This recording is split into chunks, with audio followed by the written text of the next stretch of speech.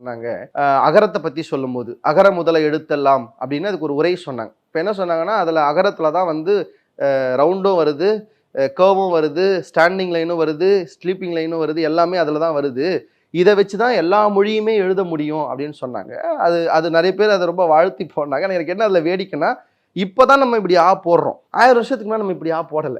2000 வருஷத்துக்கு முன்னாடி நமக்கு இது கிடையாது. நம்ம இன்னைக்கு இப்படி போடுறோம். 2000 வருஷத்துக்கு முன்னாடி அப்படி கிடையாது. ஒரு கூட்டல் குறிதான் அதனால அது வந்து மிகைப்படுத்தி நம்முடைய பெருமையை சொல்றது அப்படி நம்ம சொல்லக்கூடாது. தமிழ் எழுத்துல உண்மையிலேயே பெருமைப்படக்கூடிய ஒரு விஷயம் இருக்கு. என்ன அப்படின்னா, நீங்க நல்லா கவனிங்க. தமிழ் எழுத்துகள் இனமா பிரிப்போம். நம்ம இன எழுத்துகள் அப்படின்னு சொல்லுவோம்.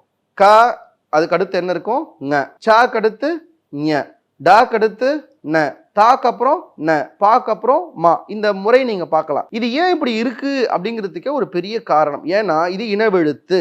காவுக்கு ஞா இனம், சாவுக்கு ஞா இனம். அது என்ன சார் இனம் அப்படின்னா, உங்களுக்கு வேடிக்கையா சொல்றேன் பாருங்க.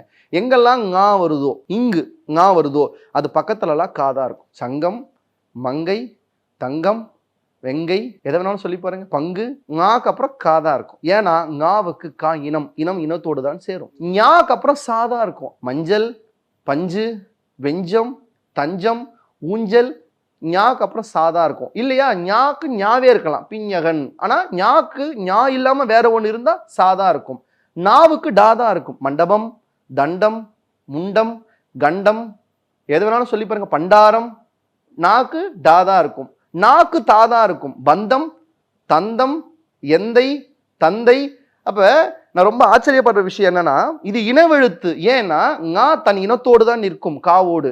ஞா தன் இனம் சாவோடு தான் நிற்கும். நான் தமிழர்களை பார்த்து கேட்கிற ஒரே விஷயம், இந்த மொழியின் எழுத்து கூட இனத்தோடு நிற்கிறது. தமிழா, நீ மட்டும் ஏன் உன் இனத்தோடு நிற்க மாட்டேங்கிறதா எனக்கு இருக்கிற ஒரு பெரிய ஆதங்கம்.